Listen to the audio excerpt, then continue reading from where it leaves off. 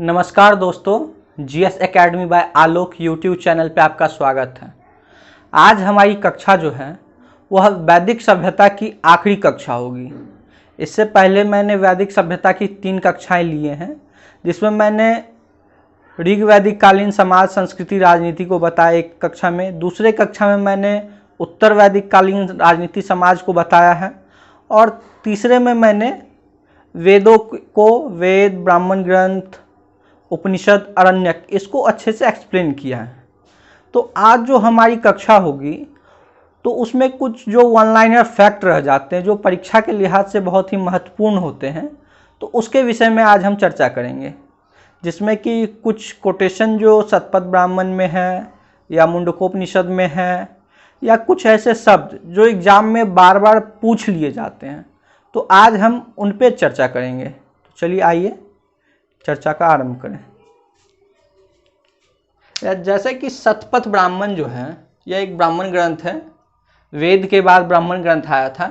इसमें एक स्थान पे जो है क्षत्रिय को ब्राह्मण से श्रेष्ठ बताया गया है।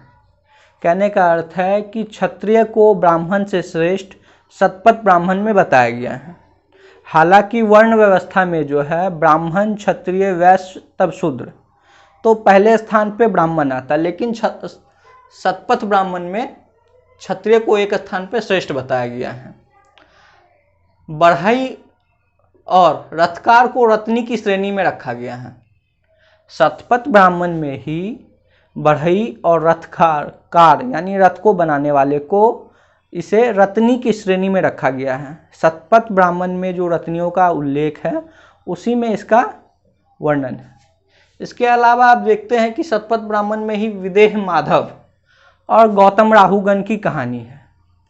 शतपथ ब्राह्मण में एक ऐसा उल्लेख है कि विदेह माधव और गौतम राहुगण, इन्होंने आर्य संस्कृति के प्रसार के लिए आग और घी लेकर जो है आर्यकरण का आरंभ किया था और गंडक नदी के पश्चिमी तट तक इन्होंने आर्य संस्कृति का प्रसार किया था। लेकिन ये बिहार में प्रवेश नहीं कर पाए थे, इसलिए इन्होंने बिहार को व्रात्य भूमि कहा था।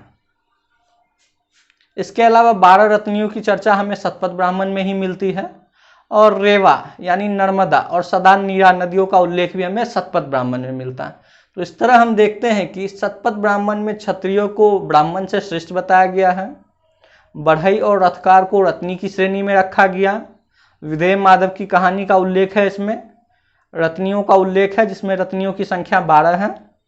एग्जाम में आपसे पूछा जा सकता है कि रत्नियों की संख्या कितनी है, तो आपको ऑब्जेक्टिव टाइप में देगा 10, 12, 14 ऐसे करके। तो रत्नियों की संख्या 12 है, ये आप याद रखें। इसके अलावा नर्मदा नदी, जिसे रेवा कहा जाता था उस समय, इसका उल्लेख भी शतपथ ब्राह्मण में ही है और सदानीरा यानी गंडक नदी का। इसके बाद हम चलते हैं ऐत्रेय ब्राह्मण में। ऐत्रेय ब्राह्मण ऋग्वेद का ब्राह्मण ग्रंथ है। इसमें हमें चारों वर्णों के कर्म का उल्लेख मिलता है। चारों वर्णों के लिए जो कर्म का निर्धारण किया गया है, ब्राह्मण के लिए शिक्षा शिक्षण का, क्षत्रिय के लिए युद्ध और राजकाज का, वैश्य के लिए व्यापार का और शूद्रों के लिए इन सब की सेवा का उल्लेख जो हमें ऐत्रेय ब्राह्मण में मिलता है। तो वर्णों के कर्म का उल्लेख हमें ऐत्रेय ब्राह्मण में मिलता है। ऐत्रेय ब्राह्मण में ही पुत्री को दुख का कारण और पुत्र को परिवार का रक्षक कहा गया है। ऐत्रेय ब्राह्मण में पुत्री को दुखों का कारण, समस्त दुखों का कारण पुत्री है और पुत्र जो है वो परिवार का रक्षक है, ऐसा ऐत्रेय ब्राह्मण में कहा गया है। इसके अलावा एक मैत्रायणी संहिता भी है जिसमें कि स्त्री की तुलना शूद्र और मदिरा से की गई है। ऐसा माना गया है जो स्त्रियां जो होती है वो शूद्र और मदिरा के समान ही अपवित्र होती है, मैत्रायणी संहिता में। अब हम चलते हैं मुंडकोपनिषद में। इसमें यज्ञ की तुलना टूटी हुई नौका से की गई है। मुंडकोपनिषद में जो है यज्ञ की तुलना एक टूटी हुई नौका से की गई है जिसपे बैठ के हम भवसागर को पार नहीं कर सकते हैं। मुंडकोपनिषद कहता है यज्ञ वह नौका है जो टूट चुकी है पूरी तरह से, इस पे बैठ के हम किसी भी तरह से भवसागर को पार नहीं कर सकते हैं। इसके अलावा इसके अंदर सत्यमेव जयते का उल्लेख भी है। सत्यमेव जयते जो हमारा स्लोगन है उसका उल्लेख भी हमें मुंडकोपनिषद से ही मिलता है। तो यज्ञ की तुलना टूटी नौका से और सत्यमेव जयते हमें मुंडकोपनिषद से मिलता है। इसके अलावा एक ईरानी ग्रंथ है अवेस्ता। अवेस्ता एक ईरानी ग्रंथ है जिसकी जो है समानता वो हमें ऋग्वेद से देखने को मिलती है।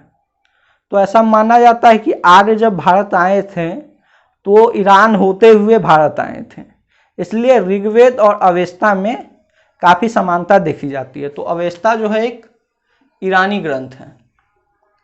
ऋग्वैदिक काल में जो है गांधार जो था ऊन के लिए काफ़ी प्रसिद्ध था। तो गांधार ऊन के लिए ऋग्वैदिक काल में काफ़ी प्रसिद्ध था। और इस काल में जो है सरस्वती को सबसे पवित्र नदी माना जाता था। वैदिक काल में सरस्वती सबसे पवित्र नदी थी। इस काल में गंगा, यमुना और सिंधु का भी उल्लेख मिलता है, हालांकि सबसे पवित्र नदी इस समय सरस्वती को माना गया था। अब हम देख लेते हैं कि ऋग्वेद में कुछ नदियों के लिए जो शब्द का उल्लेख किया गया, कितने बार इसका उल्लेख किया गया है। जैसे हम देखते हैं गंगा का उल्लेख केवल एक बार है, यमुना के लिए 3 बार उल्लेख किया गया है, सोम देवता का उल्लेख 144 बार है और राष्ट्र के लिए 10 बार उल्लेख है। कहने का अर्थ है कि ऋग्वेद में जो है गंगा शब्द जो है उसका उल्लेख केवल एक बार किया गया, यमुना का 3 बार, सोम देवता जिसका वर्णन हमें ऋग्वेद के 9वें मंडल में मिलता है उसका 144 बार उल्लेख है, और राष्ट्र का उल्लेख हम देखते हैं कि 10 बार है। अब हम वैदिक कालीन कुछ शब्दों को देखते हैं जो एग्जाम में बार बार पूछे जाते हैं। तो चलिए आइए इनकी ओर चलते हैं। इसमें पहला है दुहित्री। दुहित्री अर्थात पुत्री या दूध दूहने वाली, दूध दूहने वाली। तो दुहित्री शब्द जो है पुत्री के लिए प्रयोग किया गया है, जिसमें कहा गया दूध दूहने वाली, दुहित्री या दूध दूहने वाली अर्थात पुत्री। ऋग्वेद में जो है दुहित्री शब्द का प्रयोग पुत्री के लिए किया गया है। इसके बाद हम देखते हैं गोहन अर्थात अतिथि। गोहन शब्द का प्रयोग अतिथि के लिए किया गया है, क्योंकि अतिथियों को जो है गौमांस परोसा जाता था, इसलिए उसे गोहन या गोहंता कहा गया है, गौ का हत्या करवाने वाला। तो गोहन अर्थात अतिथि। इसके बाद हम देखते हैं बहतू, ये इसे दहेज के रूप में अंगीकृत किया गया है। वाजपति, ये बहुत इंपॉर्टेंट है, इसका अर्थ होता है चारागाह भूमि का प्रधान। वाजपति का अर्थ है चारागाह भूमि का प्रधान। जो भी चारागाह होते थे उसके प्रधान को वाजपति कहा जाता था। इसके बाद हम देखते हैं जन या विष, ये वैदिक कबीले के प्रधान होते थे।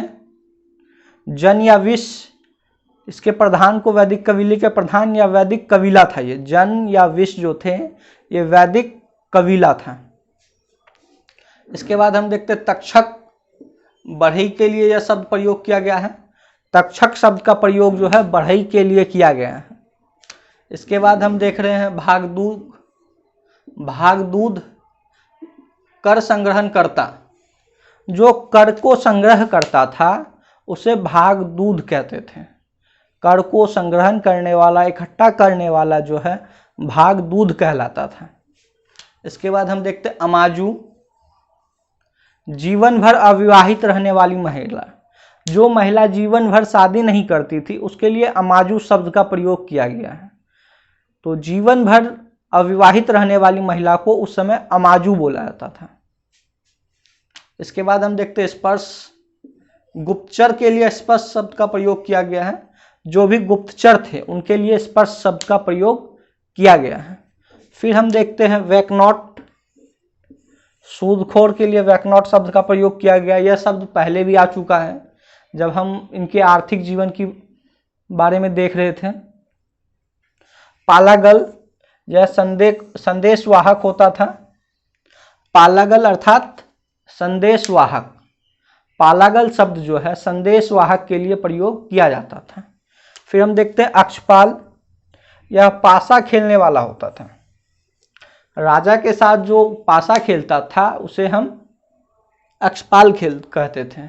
बाद में ये जो है लेखा अधिकारी हो गया। अक्षपाल जो है बाद में लेखा अधिकारी के रूप में उभर कर आया। महिषी, राजा की जो पटरानी या प्रधान रानी होती थी उसे महिषी कहा जाता था। राजा की जो पटरानी या प्रधान रानी थी उसे हम महिषी कहते हैं। लांगल, हल के लिए प्रयोग किया गया यह शब्द। लांगल शब्द का प्रयोग जो है हल के लिए किया गया है। सीता, यह हल से जुता हुआ जो खेत होता था। हल से जुता हुआ खेत, हल जाने के बाद जो क्षेत्र गहरा हो जाता था उसे सीता कहते थे। तो हल से जुते खेत को सीता कहते थे।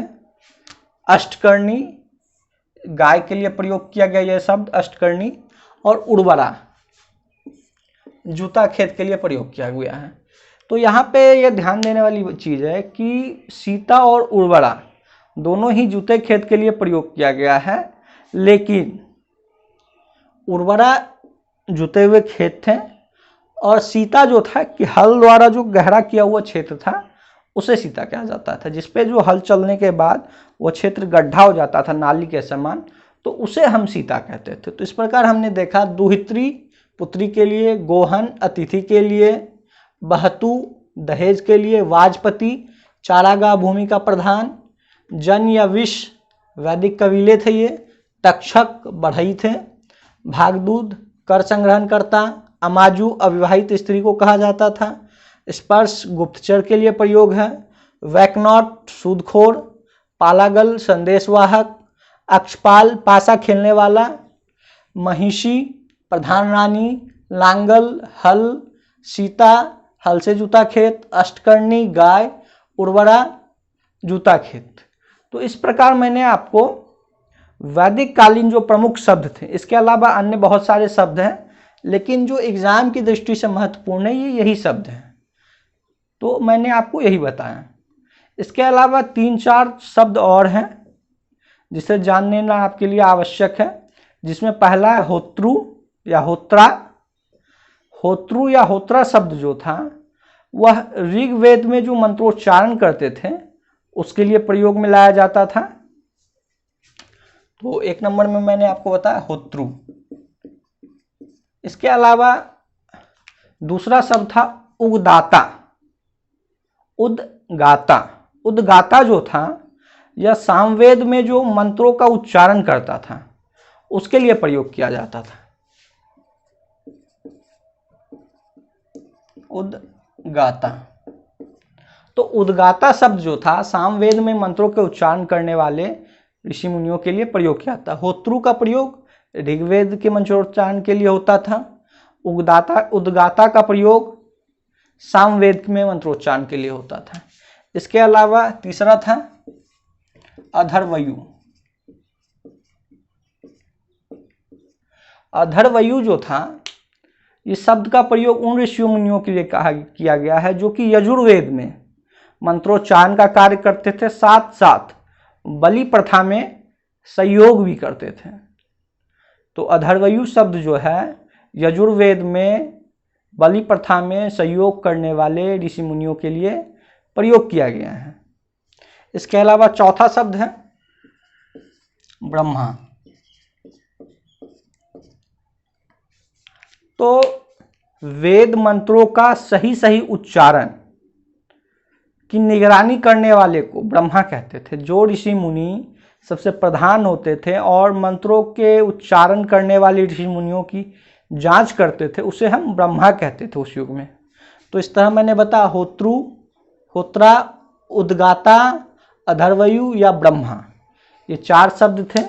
पहला ऋग्वेद में मंत्रोच्चारण करते थे, दूसरा सामवेद में मंत्रों का गायन करते थे, तीसरा यजुर्वेद में जो यज्ञ होता था या यज्ञ के मंत्र होते थे या उस समय जो भी बलि प्रथा होती उसमें सहयोग करने वाले को कहा जाता था, और ब्रह्मा इन सब की निगरानी करने वाले होते थे।